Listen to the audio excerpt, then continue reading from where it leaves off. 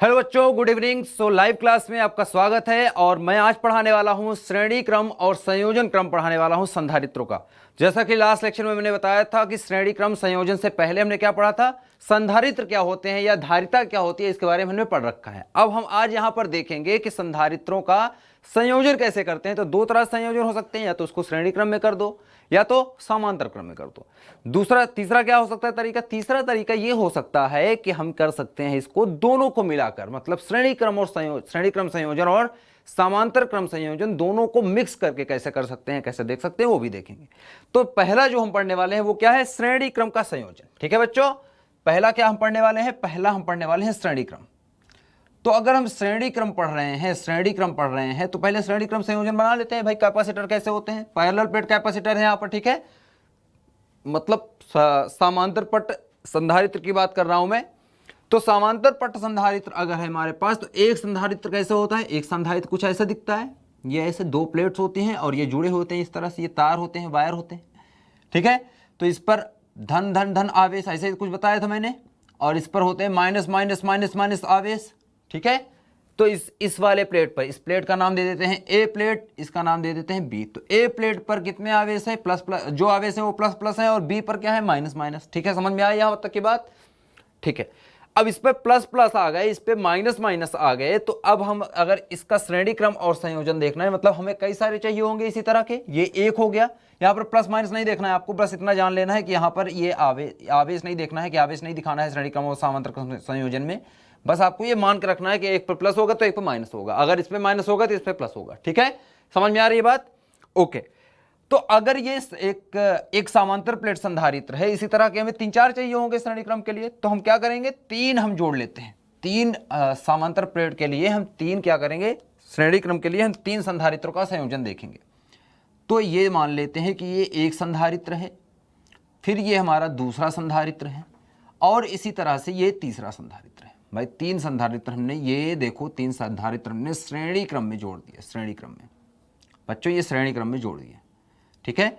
इसका मान लेते हैं नाम, इसका मान लो नाम ए बिंदु है, ये बी बिंदु है, ये सी बिंदु है, और ये डी बिंदु है। तो ए और बी के बीच में, इसको थोड़ा और पास लिख लेते हैं जैसे सभी पास में है। तो ए और बी के बीच में हम देख पा रहे हैं, ए और बी के बीच में ये पहला वाला संधारित्र जुड़ा है, बी और सी के बीच में ये दूसरा जुड़ा है, और सी और डी के बीच में तीसरा जुड़ा है। इसी तरह हम अनंत जोड़ सकते हैं, ठीक है, लेकिन हम तीन के लिए देखेंगे। अब संधारित्र का हमने बताया था, संधारित्र की जो धारिता होती है, तो पहला संधारित्र है तो इसका मान लेते हैं, इसकी धारिता कितनी है? इसकी धारिता है C1, इसकी धारिता हम मान लेते हैं C2, इसकी मान लेंगे इसी तरह से C3। ठीक है, समझ में आ रहा है बात? C3 होगी। अब C1 C2 C3 इसके तीन को धारिता होगी। अब ये बताओ कि जो विभव होगा इस बिंदु पर, ए बिंदु के वजह से, ये जो प्लेट है, पहली वाली जो प्लेट है संधारित्र की, इस पर जो विभव होगा, उसको क्या लिख सकते हैं हम? उसको हम लिख सकते हैं, मान लेते हैं क्या है, ये मान लेते हैं ये V1 है। इस पर जो विभव होगा, इसके दूसरे प्लेट का जो विभव होगा वो क्या होगा? V2 हो गया दो। तो विभवांतर निकाल सकते हैं इसका बीच का, ठीक है, विभवांतर निकाल सकते हैं। अब देखो V2 ही यहां पर भी जुड़ी है, तो ये भी V2 हो जाएगा, और ये अगर V2 देखो तो V2 से अलग हो गया, मतलब ये तीसरा होगा, V3 होगा। इसका विभव क्या हो जाएगा? V3। और V3 यहीं से यहीं तक जुड़ा है, तो मतलब ये भी V3 होगा, और ये वाला अलग है, मतलब इसका V4 होगा। ठीक है, समझ में आ गया? ये विभव हमने मान लिया, ये माना हमने किसका विभव, ये है। हम एक चीज याद रखना कि श्रेणी क्रम जो संयोजन होता है, इसमें जो आवेश होता है, आवेश जो होता है ये बराबर होता है,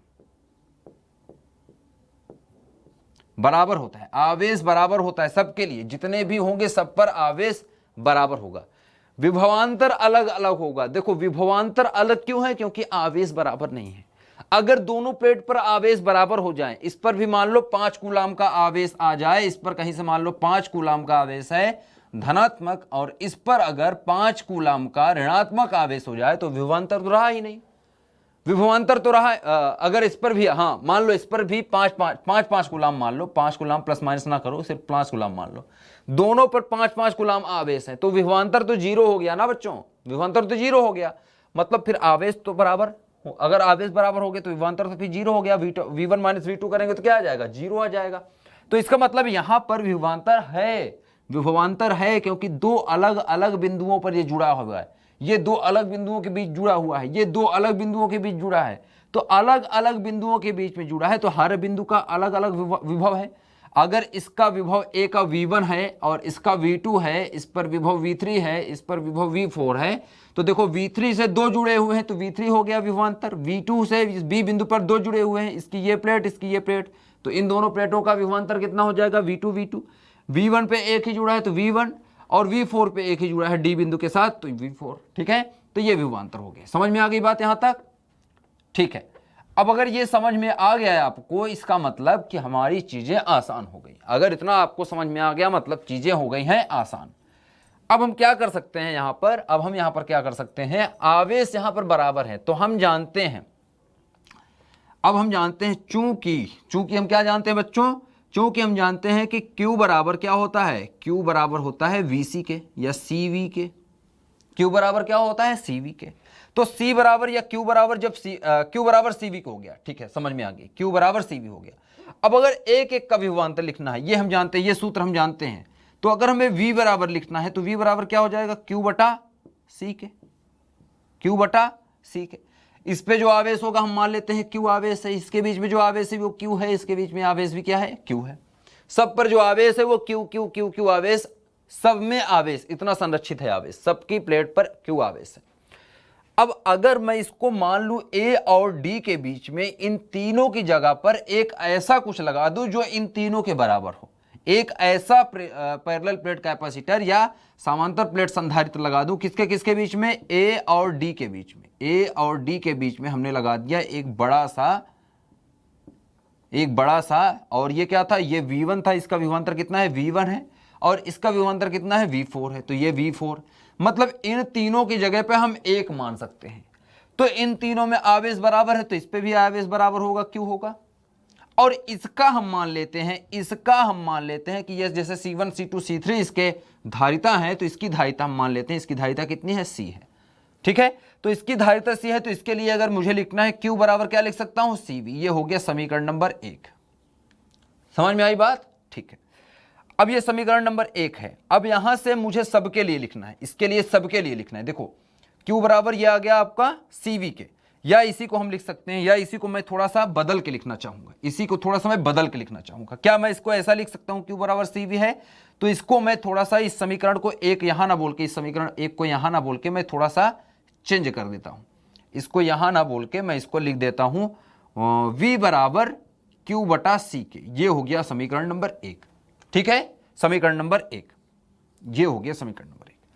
अब मुझे ये बताओ, अगर मुझे इन सब के लिए लिखना है, इन सब के लिए अगर लिखना है, V1 V2 है, V2 V3 है, V3 V4 है, सबका विभवांतर के साथ लिखना है, इस तरह का समीकरण लिखना है। अगर पहले वाले के लिए लिखना है, C1 के लिए लिखना है, तो C1 के लिए अगर मैं लिखूंगा तो क्या बन जाएगा, ये बच्चों क्या बन जाएगा, विभवांतर कितना है, अगर ये सूत्र लगाऊं तो ये हो जाएगा V1 माइनस V2, तो इसको मैं V1 माइनस V2 बराबर कितना होना चाहिए, आवेश Q बटा C लिखा है, तो इसका आवेश कितना है, Q, इसका आवेश कितना है, Q बटे C की जगह पे यहां पर क्या आ जाएगा, C1, इसका देखो क्या है, C1 है, तो C1 आ जाएगा नीचे, ये आ जाएगा C1। समझ में आ रहा है बात? विभवांतर अलग अलग है, आवेश बराबर है। ठीक है, आवेश बराबर है, तो ये हो जाएगा V बराबर Q बटे C से, आ गया V1 माइनस V2 बराबर Q बटे C1। ठीक है, ये आ गया। फिर देखो आ जाएगा V2 माइनस V3 बराबर हो जाएगा Q बटा C2 के। इसके लिए देखो B और C के बीच में जुड़ा हुआ है दूसरा नंबर। तीसरा हो जाएगा V3 माइनस V4 और बराबर हो जाएगा Q बटा C3 के, तीसरा नंबर। तो 3 आ गए। तो अगर यहां पर देखो, अगर यहां पर अब मैं मान लूं कि V1 और V4 जो है इनके बीच में जो जुड़ा आवेश है, इस पर आवेश Q है और इसकी संधारित्र की धारिता है वो कितना है, C है, तो V1 और V4 को, यहां पर V को मैं क्या लिख सकता हूं, इसको मैं लिखूंगा V1 माइनस V4 बराबर हो जाएगा Q बटे C के। ये लिख सकता हूं या नहीं? इसके लिए अब ये समीकरण हमारा एक, इसको बोलूंगा मैं समीकरण 1, अब इसको मैं बोलूंगा। ये समीकरण हो गए, ये इनको समीकरण सबको मिला के समीकरण 2 मान लेता हूं, इन सबको समीकरण मिला के 2 मान लेता हूं। ठीक है, समझ में आ गई बात? अब जब यहां तक ये हो गया, ये सारी चीजें हो गई, इसका मतलब अब मैं क्या लिख सकता हूं कि ये देखो ये भी बटा क्यू सी के ये भी बटे हैं, क्यू सी के ये भी बटे हैं, और सभी ये विभवांतर है, ये V1 माइनस V4 है। ए और डी के बीच में परिणामी विभवांतर ये लिखा है, और बीच में इतने सारे विभवांतर है, तो किसको मैं क्या ये लिख सकता हूं, इसको मैं क्या ये लिख सकता हूं, आप लोग बताइए क्या मैं लिख सकता हूं कि V1 माइनस V4 अगर मैं लिखना चाहूं तो अगर मैं देखूं तो इसके बराबर होंगे जो मैं लिखने वाला हूं। देखो कैसे, V1 माइनस V2, इसको जोड़ दूं अगर किसके साथ, V2 minus V3, V2 minus V3, और इसको अगर मैं जोड़ दूं किसके साथ, V3 माइनस V4, मतलब हो जाएगा V3 माइनस हो जाएगा V4 के। तो यहां से इसको मैं हल करूं अगर, तो देखो इसको अगर मैं हल करके आपको दिखाऊं तो V1 ये V1 माइनस V4 लिखा हुआ है, ठीक है, V1 माइनस V4। इधर देखो V1 माइनस V2 है, तो ये V1 माइनस V2 और ये प्लस V2 ये कट जाएंगे, माइनस V3 और प्लस V3 ये क्या हो जाएंगे, कट जाएंगे। क्या बचा, V1 बचा और माइनस V4 बचा, मतलब बराबर हो गया, दोनों पक्ष बराबर है, दोनों पक्ष बराबर है भाई, दोनों पक्ष बराबर है, दोनों पक्ष बराबर है। मतलब यहां पर मैं थोड़ा सा अब इसको फिर से लिखूं, मैं इसको फिर से लिखूं, काटना नहीं था मुझे, मैं काट के दिखाना चाहता था आपको। तो इसको मैं लिख रहा हूं V1 माइनस V2 प्लस लिख रहा हूं V2 माइनस V3 प्लस लिख रहा हूं V3 माइनस V4 के, V3 माइनस V4 के, ये लिख दिया। तो अगर ये लिख दिया तो इसका मान अगर मैं लिखना चाहूं या इसका मान मैं लिखना चाहूं, V1 माइनस V4 का मान बताओ कितना है, V1 माइनस V4 का मान कितना है बच्चों, Q बटा C के, तो ये हो जाएगा Q बटा C के, Q बटा C लिख दिया इसका मान। इसका मान बताओ कितना है, V1 माइनस V2 का मान कितना है बच्चों, समीकरण 2 से Q बटा C1, Q बटा है C1 के, फिर प्लस हो जाएगा Q बटा C2 के, Q बटा हो जाएगा C2 के, प्लस कितना हो जाएगा Q बटा C3 के, Q बटा हो जाएगा C3 के, ठीक है, समझ में आ रही बात, Q बटा C1 प्लस Q बटा C2 प्लस Q बटा C3 के, ठीक है। Q सब में दिख रहा है, तो इसको मैं क्या कर सकता हूं, इसको थोड़ा सा यहां पर मिटा के लिख सकता हूं, इसको मैं थोड़ा सा इधर लिख लेता हूं, इस चीज को नीचे लिखना स्टार्ट करता हूं तो जगह हो जाएगी इसके लिए, ठीक है। ये आपको पता चल गया है, इतना आपको पता चल गया, तो इसको मैं हटा देता हूं, ये आपको पता चल गया है, इसको मैंने लिख भी लिया ना यहां पर, ठीक है।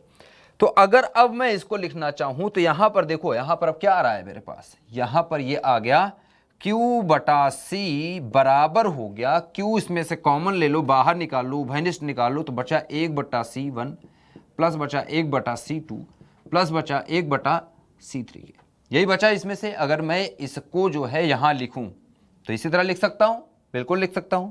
तो यहां पर मुझे दिख रहा है साफ साफ यहां पर मुझे दिख रहा है कि Q इधर भी है, Q इधर भी, मतलब Q से Q कट जाएगा।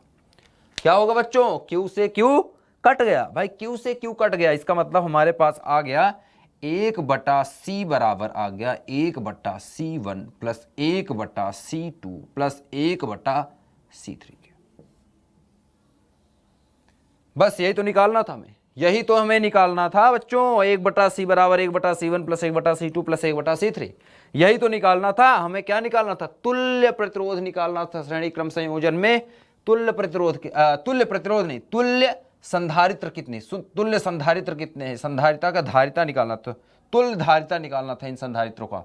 तो इसका अपना C1 था, इसका अपना C2 था, इसका अपना C3 था, तो तीनों का मिला के जो एक नया बना था ये C, ये कितने बराबर आ गया। इसी को अगर मैं हल करके लिखना चाहूं तो C1 C2 C3, इसको अगर मैं हल करूं तो C बराबर अगर मुझे लिखना है, तो C बराबर अगर मुझे लिखना है तो क्या आ जाएगा, ये आ जाएगा C1 C2 C3 बटे में हो जाएगा C1 C2 प्लस हो जाएगा C2 C3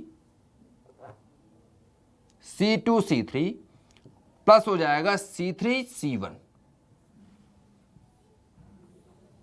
ये सूत्र बन गया आपका, ये दोनों सूत्र हैं आपके, ये वाला सूत्र आपको ज्यादा देखने को मिलेगा, ये वाला भी मिल जाएगा।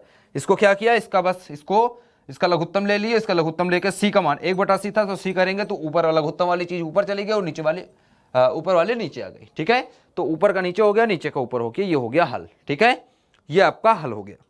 तो ये जो फॉर्मूला है ना, ये किसके लिए है, संधारित्रों का श्रेणी क्रम में संयोजन। जो ये श्रेणी क्रम में संयोजन आपको दिख रहा है यहां पर, श्रेणी क्रम में संयोजन, ये श्रेणी क्रम में संयोजन जब करेंगे तो यही आएगा। इसको बोलते हैं तुल्य धारिता, इसको क्या बोलते हैं, इसको बोलते हैं तुल्य धारिता। इसको मैं लिख देता हूं यहां पर, तुल्य धारिता का व्यंजक, तुल्य धारिता। ठीक है, तो तुल्य धारिता ये हो गया आपका, ये आपकी तुल्य धारिता आ गई। ठीक है, तुल्य धारिता आ गई।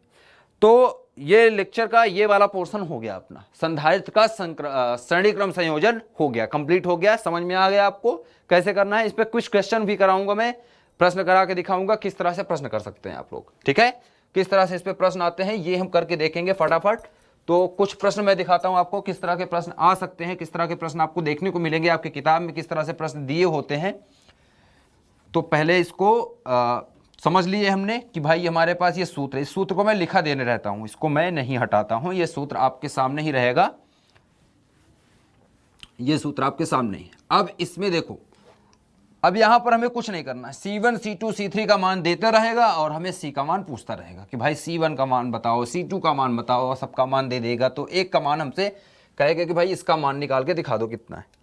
तो भाई करके देखेंगे, हम करके देखेंगे। देखो अगर एक प्रश्न है, एक प्रश्न उदाहरण ले लेते हैं, उदाहरण ले लो, आपको दिया है कि C1 बराबर 3 माइक्रोफैरड, C2 बराबर दे दे 3 माइक्रोफैरड, सबको बराबर ले लेते हैं। C3 बराबर भी आपको दे दे 3 माइक्रोफैरड। ठीक है, ये 3 तरह की धारिता दे दिया। अब इनको जोड़ दिया है इस तरह से, ये तीनों इस तरह से ऐसे जुड़े हुए, ये जुड़े हुए। ठीक है, ये C1 है, ये C2 है और ये C3 है, ये जुड़े हुए हैं। ठीक है, अब इनसे पूछ रहा है तुल्य धारिता बताओ। तुल्य धारिता हम मान लेते हैं C है और C का मान पूछा है, तो इस सूत्र में रखते हैं इसको सूत्र में मान रखो। या इससे पहले वाला जो सूत्र था हम जानते हैं 1/C बराबर क्या होता है, 1/C1 क्या होता है बच्चों, 1/C2 और फिर क्या होता है 1/C3 के। समझ में आया बात। अब इसमें इस सूत्र में मान रख के देखते हैं। तो 1/C बराबर कितना हो जाएगा, 1/C1, C1 का मान 3 प्लस हो जाएगा 1/3 प्लस 1/3। हल करो इसको, 1/C बराबर कितना आ गया बच्चों, 1/3 प्लस 1/3 प्लस 1/3। हल करेंगे तो नीचे आ जाएगा 3 और ऊपर जाएगा 1 प्लस 1 प्लस 1, मतलब आ जाएगा 3/3 के, मतलब आ गया 1 माइक्रोफैरड के। तो 1 माइक्रोफैरड तुल्य धारिता आ गई, 1 माइक्रोफैरड तुल्य धारिता आ गई 1/1 माइक्रोफैरड। तो या C बराबर हम लिख सकते हैं 1 माइक्रोफैरड के, क्योंकि 1/1 मतलब 1 ही होता है। ठीक है, तो ये हो गया 1 माइक्रोफैरड। समझ में आ गई बात। मतलब इन दोनों के बीच में ये जो 3 माइक्रोफैरड के लगे हुए हैं, इसको हटा के मैं क्या लगा सकता हूं, मैं इसको लगा सकता हूं सिर्फ एक धारिता संधारित्र लगा दूं, और क्या लगा दूं, सिर्फ 1 माइक्रोफैरड का। एक ही बात है, 1 माइक्रोफैरड का लगा दिया मैंने, एक ही बात है। ठीक है, अभी तक क्या लगे थे, 3 माइक्रोफैरड के 3 लगे थे, 3 को मैं हटा के क्या लग सकता हूं, 3 को हटा के 1 लगा सकता हूं 1 माइक्रोफैरड का। समझ में आई बात। तो यहां से तुल्य धारिता ये आ गई। एक और प्रश्न करते हैं इस पर, आसान से छोटा सा एक प्रश्न और देखते हैं, इसी तरह का प्यारा सा प्रश्न है। ठीक है, प्यारा सा प्रश्न और करते हैं। अब यहां पर आपको बोल रहा है, यहां पर ये 3 माइक्रोफैरड थे जो इसको बदल दे रहा है। ठीक है, अब इसको बोल दे रहा है ये 4 माइक्रोफैरड है, ये 3 है और ये 5 का है। नाम बदल दिया, मान बदल दिया, 4 3 5 कर दिया। ठीक है, एक का 4 कर दिया, एक का 3, मतलब इसको ऐसा लिख सकता हूं मैं। चित्र बना लेते हैं छोटा सा प्यारा सा, ये हो गया आपका चित्र। ठीक है, पहला आपका दे रखा है 4 का, 4 माइक्रोफैरड, दूसरा बोल रहा है 3 माइक्रोफैरड, तीसरा आपको दे रखा है 5 माइक्रोफैरड का। ठीक है, अब तुल्य धारिता बोल रहा है कितना है, तुल्य धारिता मतलब C का मान, C का मान निकालो बच्चों। तो 1/C बराबर क्या होता है, 1/C1 मतलब 4 के, प्लस 1/C2 मतलब 3 प्लस 1/C3 मतलब 5। कितना आ जाएगा बच्चों, जल्दी जल्दी हल करो मेरे साथ। 1/C बराबर हो जाएगा 4 3 और 5 का लघुत्तम लेना है। तो 4 तिहाई 12, तो मजा नहीं आएगा। कितना आ जाएगा, 5 तिहाई 15 और 15 दूना 30। या इसको मैं ऐसा लिखता, अब इसका लघुत्तम तो आपको आता होगा, लघुत्तम निकालना कौन नहीं सिखाएगा। 4 तिहाई 12 और 12 पंचे 60, 60 लिख लेते हैं। डायरेक्ट कुछ ना आए तो इन तीनों का गुणा करके एक साथ लिख दो, ये 60 हो गया। 4 तिहाई 12 पंचे 60, 60 लिख दो। 4 से काटो इसको, 4 से काटो इसको, कितना कटेगा, 4 दूनी 8, कितना बचा 2। तो 4 अच्छा 4 एकम 4, कितना बचा 2 बचा। तो 4 पंचे 20, मतलब 15 चौको 60, कितना आ गया 15 आ गया, ये आ गया 15। प्लस करो इसको, 3 से काटो, 3 दूनी 6, 20 आ गया, 20 एकम 20। प्लस करो इसको, 5 से काटो, 5 एकम 5, 1 बचा, 10 हुआ, 5 दूनी 10, तो 12 पंचे 60, कितना आ गया 12। ठीक है, हल करो इसको फटाफट फटाफट हल करो। तो 20 है, 20 में 10 जोड़ेंगे कितना हो जाएगा 30, 30 में 10 जोड़ेंगे 40, 40 में 5 जोड़ेंगे 45, 45 में 2 जोड़ेंगे 47, 47 बटे कितना आ गया, बटे कितना आ गया 60। तो 1 बटा सी बराबर ये है, तो सी बराबर कितना हो जाएगा, सी बराबर इसका उल्टा, इसका उल्टा मतलब ये हो जाएगा 60 बटा 47 के, 60 बटा 47, ये हो गया आपका आंसर। माइक्रोफैरड में था तो माइक्रोफैरड लिख दो, माइक्रोफैरड। ठीक है, 1 माइक्रोफैरड आपको पता ही होता है, 1 माइक्रोफैरड बराबर कितना होता है, 1 माइक्रोफैरड होता है 10⁻⁻6 फैरड के, 10 के घाते -6 फैरड के। या हम इसका उल्टा लिखते हैं कि 1 फैरड में होता है 10 के घाते 6 माइक्रोफैरड। ठीक है, माइक्रो मतलब छोटे छोटे, 10 के घाते 6 फैरड जोड़ दो तो ये 1 माइक्रोफैरड बन जाएगा। ठीक है, समझ में आ गई बात, यहां तक समझ में आ गया, यहां तक हो गया। इस सूत्र से आपको देखना है तो इस सूत्र से देख सकते हैं, इस सूत्र से आपको देखना है तो ये डायरेक्ट लघुत्तम उत्तम वाला सब कुछ काम नहीं करना है, लघुत्तम वगैरह आपको नहीं निकालना है यहाँ पर। इस सूत्र को डायरेक्ट लिख के देखते हैं, करके देखते हैं, करके देखेंगे तो अच्छा लगेगा, समझ में आएगा आपको। करके देखो, इस सूत्र से निकाल के देखते हैं बराबर आता है कि नहीं। सी बराबर देखो, C1 C2 C3 का मान बोल रहा है, गुणे कर दो, तो गुणा कर दो, 4 3 12 पंचे 60, 60 लिख दिया भैया। फिर ये बोल रहा है C1 C2 को गुणा कर दो, C1 C2 मतलब 4 और 3 का गुणा, 4 3 12, प्लस कर दो। C2 C3 का मान लिख रहा है, C2 C3 का मान कितना है भैया, C2 मतलब 3 और C3 मतलब 5, 5 3 15, प्लस कर दो। अब C1 और C3 का मान, C3 और C1 4 पंचे 20, ये हमने अभी निकाला तो था बच्चों, ये देखो यही तो निकाला था, ये वाला बात, ये वाली पार्ट, ये इसको उल्टा करके लिखा क्योंकि 1 बटा सी था ना, तो इसको C बटा 1 कर दिया हमने, तो ये नीचे वाली ऊपर हो गई। तो करेंगे क्या आ जाएगा, C बराबर कितना आ जाएगा 60 बटे 47, यही आ रहा है क्या आंसर। तो इससे आंसर 1 मिनट में आ जाएगा, इससे भी आंसर 1 मिनट में आता है, इस पर कोई दिक्कत नहीं है, दोनों सूत्र वही है, दोनों सूत्र वही है।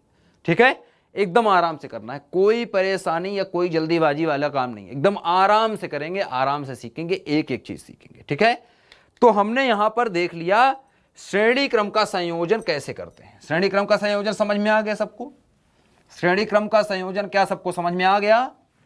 आगे बढ़ा जाए, इसका मतलब अब आगे बढ़ सकते हैं, हम आगे चल सकते हैं, ये समझ में आ गया है तो ठीक है, ये समझ में आ गया, जल्दी बताओ, समझ में आ गया तो ठीक है, नहीं तो मैं फिर से इसको रिपीट करूं। ठीक है, समझ में आ गया, मैं ये मान कर चल रहा हूं कि आप लोगों को समझ में आ गया। नहीं आया होगा समझ में तो रिपीट कर दूंगा मैं। क्यों रिपीट कर दूंगा, क्योंकि मैं कराऊंगा क्वेश्चंस इन पर, तो जब क्वेश्चन पढ़ाऊंगा, इस पर जब सवाल हल करवाऊंगा तो अपने आप ये रिपीट हो जाएंगे, अपने आप ये रिपीट हो जाएंगे। ठीक है, अब देखते हैं नेक्स्ट, अब देखते हैं नेक्स्ट।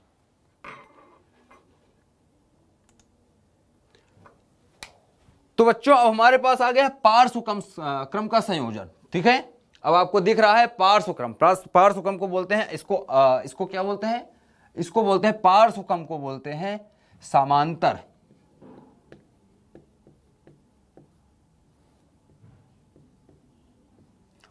समांतर क्रम भी इसको बोलते हैं। क्या बोलते हैं, पार्श्व क्रम को समांतर क्रम संयोजन भी बोलते हैं। ठीक है, तो ये समांतर क्रम संयोजन इसको बोल सकते हो आप, चाहो तो पार्श्व क्रम बोलो, चाहो तो समांतर क्रम बोलो, दोनों एक ही चीज है। ठीक है, दोनों में कोई अंतर नहीं। तो पहले इसको विधि देखेंगे, इसका विधि समझेंगे कैसे होता है, इसका विधि देखो क्या होता है। तो पहला देखो, ये दूसरा नंबर, पहला तो हमने सीख लिया, ये दूसरा है, ये दूसरा है। ठीक है, दूसरा है, दूसरा है समांतर क्रम। पहला हमने देख लिया क्या था, पहला हमारा था श्रेणी क्रम। तो समांतर क्रम में क्या है, मतलब कि समांतर क्रम के लिए एक चित्र बनाना होगा, एक चित्र बनाते हैं पहले। ये 3 संधारित्र हैं, ये 3 संधारित्र हैं, ये पहला संधारित्र, दूसरा संधारित्र और तीसरा संधारित्र। समांतर क्रम की खासियत यह होती है कि सभी संधारित्र एक ही बिंदु के बीच में जुड़े होते हैं, सभी संधारित्र एक ही बिंदु के बीच में जुड़े होते हैं। तो इनको थोड़ा सा ऐसा बना लेते हैं, चित्र ऐसा ना बना के, चित्र ऐसा ना बना के इसको थोड़ा सा मैं क्रिएटिव बना देता हूं, थोड़ा सा आपको सीधा सीधा दिखेगा, सीधा सीधा ये दिखेगा। इसको थोड़ा सा मैं बदल देता हूं, कैसे बदलूंगा, इसको मान लेता हूं ये इधर आए, ठीक है, ये आपके ऐसे डायरेक्ट जुड़े हुए हैं, डायरेक्ट जुड़े हुए हैं, ये डायरेक्ट यहां से यहां जुड़ा हुआ है। ठीक है, ये हो गया, ये हो गया बिंदु ए, ये बिंदु ए हो गया और ये बिंदु हो गया बी। ए और बी के बीच में 3 संधारित्र जुड़े हैं। ये एक तार लगा के इधर जोड़ दिया, एक सीधा एक ये। इसका नाम दे देते हैं, ये पहला संधारित्र है, ये दूसरा संधारित्र है और ये तीसरा संधारित्र है। 3 संधारित्र जुड़े, ठीक है। इसका संधारित्र का धारिता है C1, इसकी मान लेते हैं C2 है और इसका मान लेते हैं C3 है। समझ में आ रही है बात? इसका C1 हो गया, इसका C2 हो गया, इसका C3 हो गया, ठीक है। अब हमने देखा था कि श्रेणी क्रम में जो आवेश होते थे वो बराबर होते थे। क्यों बराबर थे? वो श्रेणी क्रम में लगे हुए थे। ये सही तरीके से आपको समझ में आएगा जब हम पढ़ेंगे करंट इलेक्ट्रिसिटी, ठीक है। करंट इलेक्ट्रिसिटी जब हम पढ़ेंगे तो वहां पर काफी अच्छे से आपको समझ में आ जाएगा जब हम प्रतिरोधों का संयोजन देखेंगे। हालांकि आपने पढ़ रखा है प्रतिरोधों का संयोजन, आपने पढ़ रखा है कक्षा 10वीं में, कक्षा 10वीं पढ़ रखा है, लेकिन फिर भी फिर से देखेंगे, थोड़ा और अच्छी चीजें जानेंगे, ट्रिक्स जानेंगे कैसे होती हैं और चीजें छोटे छोटे तरीके से कैसे कर सकते हैं। तो पहले ये समझते हैं। तो जब एक बिंदु के बीच में जुड़ा है, इसका विभवांतर अगर मैं मान लूं इसका विभवांतर V1 है, इसका विभवांतर क्या होगा? V2 होगा। तो मतलब V1 और V2 के बीच में सारे जुड़े हुए हैं। तो इसको हम ऐसा मान लेते हैं कि भाई V1 माइनस V2 जो है, इसको मान लेते हैं ये V के बराबर है, ठीक है। मतलब सबका विभवांतर वही है, तो सबका विभवांतर V मान लेते हैं। सबका विभवांतर कितना है? V है। सबका विभवांतर V है। अब इस पे जो आवेश जाएगा, क्योंकि इसकी धारिता अलग है, इसकी धारिता अलग है, तो इस पर आवेश आएगा जो वो होगा Q1। इस पर जो आवेश आएगा इस पे Q2 होगा। इस पर आवेश जो आएगा ये होगा Q3। Q1 Q2 Q3 3 तरह के आवेश हो गए, तीनों पर अलग अलग आवेश। इसको यहां लिख देता हूं Q3। तो तीनों पर अलग अलग आवेश आ गए, तीनों अलग अलग संधारित्र हैं, तीनों की धारिताएं अलग अलग हैं और तीनों का जो विभवांतर है वो बराबर है, क्योंकि तीनों जो हैं एक ही बिंदु के बीच में जुड़े हुए हैं। ये भी ए के बीच में जुड़ा है, ये ए बी के बीच में जुड़ा है, ये भी ए बी के बीच में जुड़ा है, ये भी ए बी के बीच में जुड़ा है। तो सभी जो है एक ही बिंदु के बीच में जुड़े हुए हैं, ठीक है, ए बी के बीच में, मतलब तीनों समान है। तो तीनों का विभवांतर समान हो गया। तो समांतर क्रम की ये खासियत होती है कि समांतर क्रम में कितने भी जोड़े जाएं, कितने भी संधारित्र हम जोड़ दें, अगर 2 बिंदुओं के बीच में जोड़ा जा रहा है तो सबका विभवांतर जो होगा, ये क्या है? विभवांतर। सबका जो विभवांतर होगा वो समान होगा, विभवांतर समान है, ठीक है। विभवांतर सबका बराबर होगा, समान होगा। तो अगर विभवांतर बराबर या समान है तो इसको अगर मैं लिखना चाहूं तो मैं लिख सकता हूं, मैं क्या लिख सकता हूं बच्चों? यहां पर आवेश अलग अलग है, ठीक है, आवेश अलग अलग है। अब यही सूत्र याद करो फिर से। Q बराबर क्या था? CV के। Q बराबर क्या था? CV के। मतलब अगर मैं चाहूं तो इनको हटा के अगर मुझे इन तीनों की जगह पर एक संधारित्र में लगा दूं, इन तीनों को हटा करके मैं A और B बिंदु पर, ये A बिंदु है, ये A बिंदु है और ये B बिंदु है, ये A बिंदु यहाँ, B बिंदु यहाँ आ गया, A बिंदु यहाँ आ गया। इनके बीच में मैं एक ही संधारित्र को जोड़ देता हूँ, ये एक ही संधारित्र को जोड़ दिया। इसका मान लेते हैं, इसका विभवांतर क्या है? V है। इसका विभवांतर क्या होगा? V ही होगा, V2 माइनस V1 V होगा। और इसकी धारिता मान लेते हैं C है और इस पर जो आवेश आया है वो Q है। इस पर जो आवेश संरक्षित होगा ये Q1 Q2 Q3 सब आवेश जब जुड़ जाएंगे मिलकर के पूरा आवेश अगर देखा जाए तो Q के बराबर है, मान लेते हैं, ठीक है। तो मान लेते हैं यहां पर समान क्या है? यहां पर समान क्या है? यहां पर समान है विभव, समान विभव है। आवेश यहां पर अलग अलग है, यहां पर आवेश अलग अलग है। तो यहां पर अगर आवेश अलग है, इसका आवेश कुछ और है, इसका आवेश कुछ और है, इसका आवेश कुछ और है, इसका मतलब मैं लिख सकता हूं कि जो Q होगा ये बराबर होना चाहिए Q1 plus Q2 plus Q3 के, बराबर होना चाहिए भाई सभी का। ये अगर Q हो रहा है तो Q1 Q2 Q3, क्योंकि आवेश तो जुड़ते हैं, आराम से जोड़ सकते हैं, जैसे जोड़ 4 5 को जोड़ते हैं। अगर 4 कूलाम का है, 5 कूलाम का, सबको जोड़ देंगे, पूरा आवेश बता देंगे। तो यहां पर आवेश बता सकते हैं जोड़ करके, ठीक है। तो एक विध तो ये देख लेते हैं, इसके बाद भी मैं बताता हूं कैसे कर सकते हैं। तो Q बराबर क्या है? Q बराबर आ गया आपका Q1 plus Q2 plus Q3। ये समीकरण नंबर 1 हो गया हमारे लिए, ये समीकरण नंबर 1 हो गया। अगर इसके लिए देखें, इसके लिए जो मैंने Q बराबर CV लिखा है, Q आवेश इसका, C इसकी धारिता है, V इसका विभवांतर है, तो Q बराबर हो गया CV के, ठीक है। Q बराबर हो गया CV के। तो यहां पर अगर मुझे Q बराबर CV पता है, इसको समीकरण 1 में इसको बोल देता हूं, इसको मैं बोल देता हूं 2। अब अगर Q1 का मान लिखना है, Q1 का मान लिखना है, तो Q1 का मान देखो क्या है, Q1 ये C1 है और विभवांतर क्या है, V है, तो हो जाएगा C1V, विभवांतर क्या होगा, V। इसी तरह का Q2 को लिखना चाहूं, Q2, तो Q2 बराबर कितना आ जाएगा, C2V के, क्योंकि इसका क्या है, धारिता अलग अलग है, विभवांतर बराबर है, तो भाई बराबर है। इसी तरह से लास्ट लिखना चाहूं Q3, तो ये कितना आ जाएगा, C3V के। लिख सकता हूं कि नहीं, लिख सकता हूं कि नहीं, एक एक के लिए, पहले के लिए ये होगा, दूसरे के लिए ये होगा, तीसरे के लिए ये होगा, ठीक है। ये पहले के लिए हो गया, ये दूसरे के लिए आ गया, ये तीसरे के लिए आ गया, ये तीसरे के लिए आ गया। तो Q1 Q2 Q3 का मान हमें पता चल गया, इसमें उठा के रख देते हैं। Q का मान ये हमारे लिए, Q का मान ये रखेंगे, Q1 का मान यहां रख देंगे, Q2 का मान यहां रख देंगे और Q3 का मान यहां रख देंगे। समझ में आ रही है आपको बात, बिल्कुल रख दो। तो देखो Q1 बराबर अगर मैं देखूं तो Q1 बराबर क्या है, CV के, तो ये आ जाएगा CV। CV बराबर हो गया आपका C1V के, C1V प्लस हो जाएगा यहां पर Q2 मतलब C2V, प्लस हो जाएगा यहां पर C3V। समझ में आ रही बात, C3V। अब यहां पर अगर मैं ध्यान दूं तो मैं इसको लिख सकता हूं CV बराबर में लिखूं तो V बाहर, इसमें भी V, इसमें भी V, इसमें भी V, इसमें V बाहर ले लो।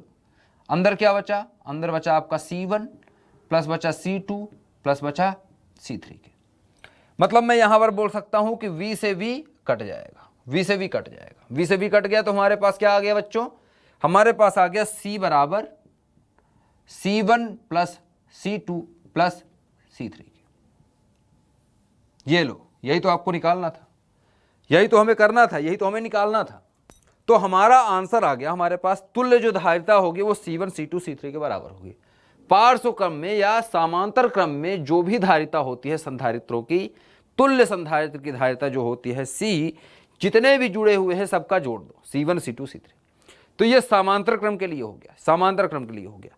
तो यहां से ये वाली चीज हम देखते हैं, तो या तो हम यह Q बराबर Q1 plus Q2 plus Q3 से कर सकते हैं, या हम एक और विधि से कर सकते हैं। यहां पर हमने देखा कि सबका विभवांतर बराबर है, तो आप या तो इस सूत्र को लिख सकते हैं या इसी सूत्र को पलट सकते थे। यहां से ये सूत्र को देखो, इस सूत्र को, तो यहां से क्योंकि क्या है, V सबका बराबर है, तो V बराबर है, तो V बराबर इसको लिख सकता हूं।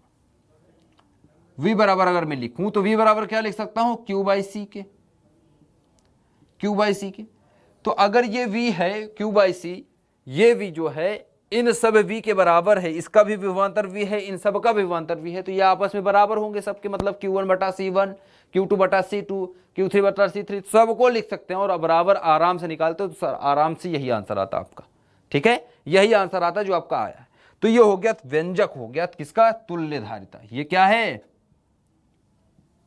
तुल्य धारिता। ठीक है, तो तुल्य धारिता आपकी ये आ गई, तुल्य धारिता ये आ गई। अब इस पर कुछ क्वेश्चन करेंगे, हम कुछ क्वेश्चन कर लेते हैं, कुछ प्रश्न हल करेंगे।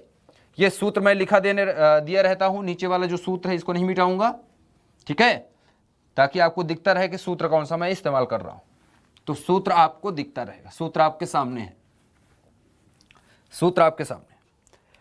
तो यहां पर अगर मैं मान लूं, एक प्रश्न लेता हूं, पहला प्रश्न मैं लेता हूं कि भाई C1 बराबर आपको दे दिया 5 माइक्रोफैरड का, पहले बराबर लेते हैं। C2 बराबर ही आपको दे दिया 5 माइक्रोफैरड का, C3 बराबर भी दे दिया आपको 5 माइक्रोफैरड का, मतलब आपस में ये तीनों बराबर है।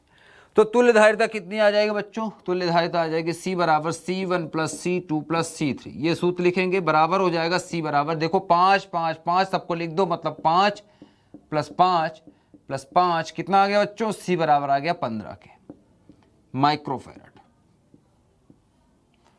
मतलब हमने देखा यहां पर एक चीज हमें यहां पर देख सकते हैं, जब हम श्रेणी क्रम की बात कर रहे थे, श्रेणी क्रम की बात कर रहा था,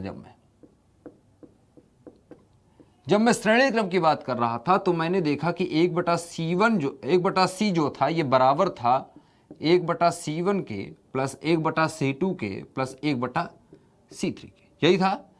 और जब मैं समांतर क्रम में देख रहा हूं, समांतर क्रम में देख रहा हूं कि C जो है वो बराबर है C1 plus C2 plus C3 के। यही होगा, ये दोनों हमने देख लिए। श्रेणी क्रम के लिए ये सूत्र आया था, समांतर क्रम के लिए ये सूत्र है, ये आप देख सकते हैं, यही सूत्र है, यही सूत्र लिख दिया। तो ये जो सूत्र आ रहा है इसमें अगर मैं देखूं तो मुझे पता है कि मैं यहां पर बार बार लिख रहा था ना, बार बार मैं क्या लिख रहा हूं कि Q बराबर होता है CV के। इसी से सब चीज इसी फार्मूले का यूज करके तो हमने ये सब चीजें किया, ठीक है। तो Q बराबर CV का होता है। अगर मैं यहाँ पर C और V के बीच में संबंध देखूं मैं यहाँ पर, तो C, अगर मुझे यहाँ पर C बराबर लिखना है तो C बराबर मैं लिखूं तो यह आ जाएगा Q बटे V के। C बराबर अगर मैं लिखूं तो Q बटा V हो जाएगा, Q बटा V। मतलब यहाँ पर अगर आवेश संरक्षित है या आवेश सबका समान है तो C जो है ये देखो 1/V के साथ, 1/V के साथ इस तरह संबंधित है। तो यहां पर हमें यह समझ में आ रहा है कि जहां पर विभव का मान घटेगा वहां पर C का मान बढ़ जाएगा, जहां पर विभव का मान कम होगा वहां पर C का मान बढ़ेगा। C का मान बढ़ना है मतलब V का मान कम होगा, ठीक है। तो यहां पर देखो तो C का मान बढ़ रहा है, समांतर क्रम में देखो C का मान क्या हो रहा है, बढ़ रहा है। C का मान जुड़ जा रहा है, C1 plus C2 plus C3। क्यों हो रहा है? क्योंकि V जो है सबका समान है, V जो है सबका समान है, V सबका समान हो गया इसलिए ये बढ़ रहा है, ठीक है, इसलिए ये बढ़ रहा है। समांतर क्रम में ये हो रहा है, लेकिन श्रेणी क्रम में क्या हो रहा था, बहुत सारे V थे, इसका V1 था, इसका V2 था, इसका V3 था, सबका विभव अलग अलग था, सबका विभव अलग अलग था, तो कई सारे विभव हो गए थे अलग अलग, इसलिए C का मान क्या हो रहा था, घट जा रहा था। C का मान क्या हो जा रहा था, घट जा रहा था, क्योंकि इसमें अगर मैं मान रखूं सबका, अगर इसी के लिए यही वाला, यही अगर मैं इसके लिए निकालूं, यही मैं अगर श्रेणी क्रम के लिए निकालूं तो आप देख सकते हैं आंसर क्या होगा। आपको मैं दिखाता हूं आंसर क्या आएगा। इसको हटा देता हूं, अब इसको मैं श्रेणी क्रम के लिए हल कर रहा हूं, ठीक है। इसी प्रश्न को, ये जो प्रश्न लिखा है 5-5 का, 5-5-5-5 वाला, इसी के लिए इस सूत्र पे रखते हैं। इस सूत्र पे रखो तो 1/C बराबर कितना आ जाएगा, 1/5 प्लस 1/5 प्लस 1/5, ठीक है बच्चों, 1/5 प्लस 1/5 प्लस 1/5। तो इसका मतलब 1/C अगर मैं निकालूं तो 1/5 प्लस 1/5 प्लस 1/5 मतलब 5-5-5 मतलब 5 आ जाएगा नीचे, और ऊपर आ जाएगा 3 के, ऊपर 1 2 3 जुड़ जाएंगे, 3 आ जाएगा। मतलब C बराबर अगर मैं निकालूं तो ये पलट जाएगा 5/3 के। C बराबर 5/3, मतलब इसको हल में अगर करूं तो 3 1 कम 3 और दशमलव आ जाएगा, बन जाएगा यहाँ पर 20, तो 3 छंग 18 बचेगा, तो 3 छंग 18 इस तरह बढ़ता रहेगा, डॉट डॉट डॉट। तो 1.67 इसको मैं लिख सकता हूं, 6 बार बार आ रहा है तो 1.67 लगभग 1.67 के, ये 1.67 क्या आ रहा है, और ये आ रहा है 15 के।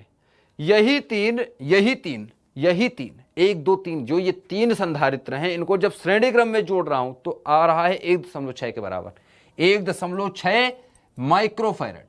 लेकिन इसको मैं समांतर क्रम में जोड़ रहा हूं तो आ रहा है 15 माइक्रोफैरड। मतलब आप देख रहे हैं कितना बढ़ जा रहा है। ये क्यों हो रहा है जानते हैं? सिर्फ और सिर्फ क्योंकि CV के साथ यहां पर देखो तो C और V एक दूसरे से व्युत्क्रमानुपाती हैं, एक दूसरे के व्युत्क्रम के अनुपाती हैं।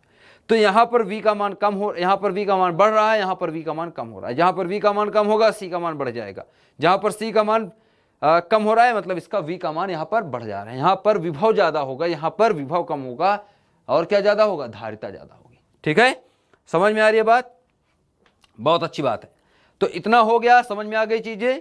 तो यही था आज का जो टॉपिक हम पढ़ने वाले थे, समांतर क्रम संयोजन और श्रेणी क्रम संयोजन। 1-2 प्रश्न और इस पे करते हैं, 1-2 प्रश्न छोटे छोटे 1-2 प्रश्न और कर लेता हूं मैं इस पे, ताकि और क्लियर हो जाए आपको। अगर कहीं और दिक्कत आ रही है तो वो भी ना रहे दिक्कत, किसी भी तरह की दिक्कत या किसी भी तरह की शंका नहीं बचा के रखनी है, सारी चीजों को क्लियर करके चलना है, सारी चीजों को समझते हुए क्लियर करते हुए एक तरफ से आगे बढ़ना है, ठीक है। ठीक है, तो क्वेश्चन कुछ हमारा इसी तरह से रहेगा, C1 C2 C3 के मान सिर्फ बदल जाएंगे और बाकी क्वेश्चन इसी तरह से रहेगा। तो समांतर क्रम और श्रेणी क्रम दोनों के लिए एक साथ क्वेश्चन हम देख रहे हैं, ठीक है। C1 का मान अब दे दिया आपको 5 माइक्रोफैरेड और C2 का मान आपको दे दिया 10 माइक्रोफैरेड और C3 का मान आपको दे दिया 15 माइक्रोफैरेड। अब बताइए क्या होगा, 5-5-5 बढ़ गया सबका। तो अगर समांतर क्रम के लिए निकालता हूं मैं, समांतर क्रम निकालते हैं पहला। तो यहां पर C बराबर हम जानते हैं क्या होता है, C1 प्लस होता है C2 प्लस होता है C3 के, यही सूत्र होता है बच्चों, ठीक है। मान रख देते हैं। तो C बराबर देखो, C1 का मान कितना है 5, C2 का मान कितना है 10, C3 का मान कितना है बताओ जल्दी से 15।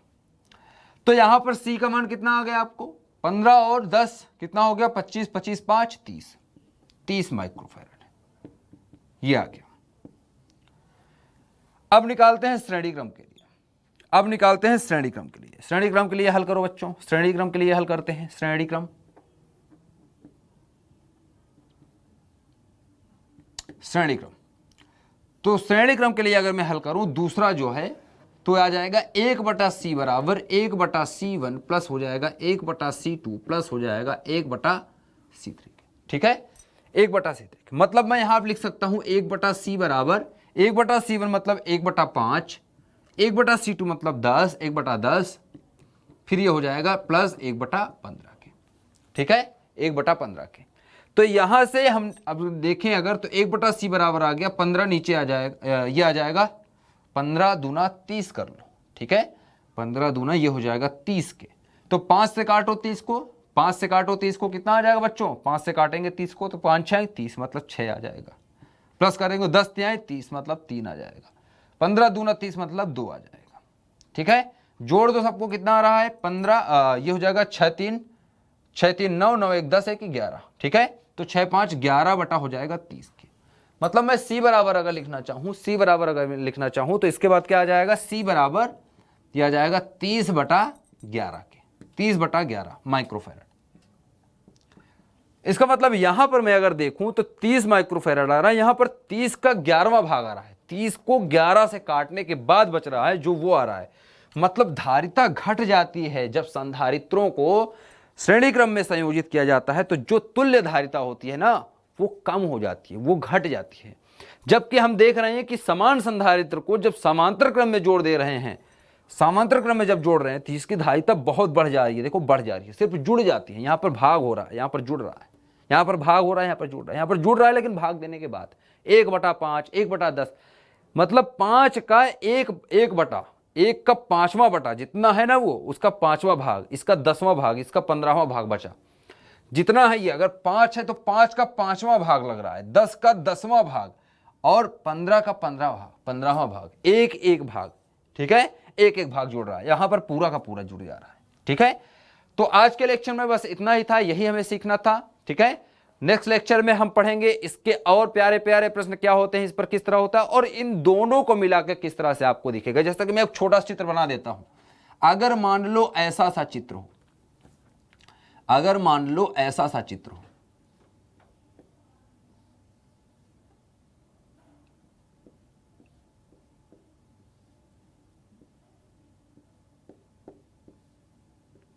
ये चित्र है। अब ये चित्र है, इसमें देखो इसमें क्या हो रहा है, ये एक इधर जुड़ा है C1, इधर जुड़ा है C2, इधर जुड़ा है C3, इधर जुड़ा है C4, इधर जुड़ा है C4। अब आप बताओ ये समांतर में, ये तीनों आपस में समांतर है, लेकिन C1 और C2 आपस में श्रेणी क्रम में है। तब क्या आएगा, तब कैसे हल करेंगे?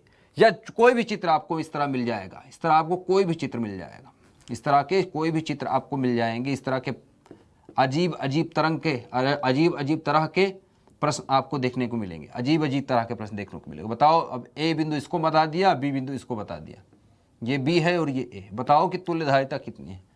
तो मैं सीधे से आसान तरीके भी बताऊंगा कैसे कर सकते हैं, और बड़े जो आपकी किताब में दिया है, जो तरीका दिया है उससे भी बताऊंगा। ठीक है, तो सारी चीजें सीखेंगे। तब तक के लिए गुड बाय, मिलते हैं नेक्स्ट लेक्चर में, उसमें हम ये सब चीजें सीखेंगे।